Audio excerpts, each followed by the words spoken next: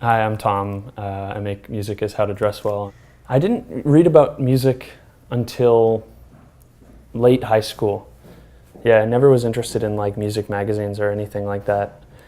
I think that like the music that I first listened to as a little kid, I was just really invested in stuff that was like pretty like emotional.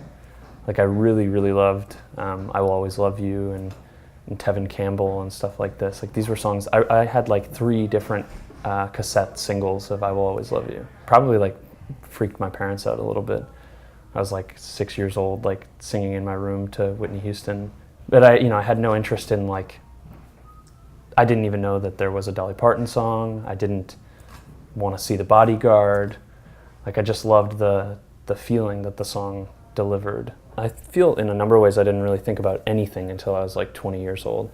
I don't know, I mean, I guess I was in college and had friends who were like really invested in like Black Dice and an experimental scene around them, and got turned on to John Cage and Steve Reich and became really invested in Terry Riley. And I mean, I like fucked up everything my life until that point too. I like failed out of high school and just like I just didn't have like a grip on things. And that's also about the same time I started like actually thinking like about studying philosophy, for instance. Like that was when it started to register, and I started like reading independently and shit, and like wasn't just kind of on autopilot.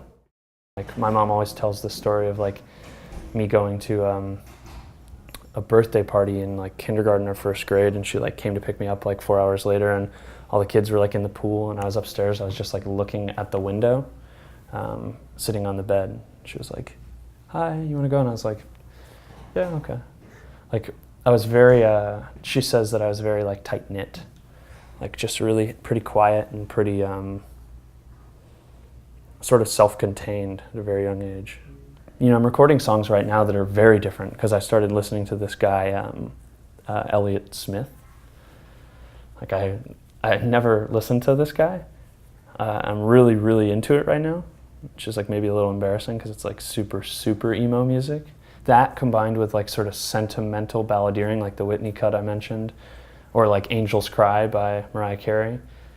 Like I keep finding that my musical imagination is going to some sort of synthesis of those 2 sounds. My mom said to me recently, she was like, "Your dad and I watched a video on the YouTube, and all I could think was like, who is this guy? Like, who is this person?" I was like, "Oh, that's very sweet." So they kind of, I mean, they love it. They kind of don't really get it.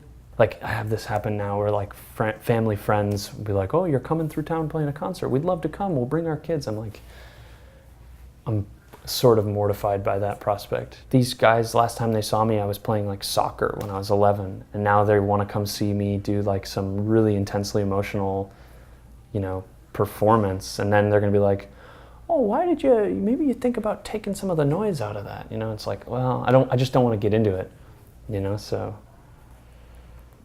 but I don't know. I probably need to get over that.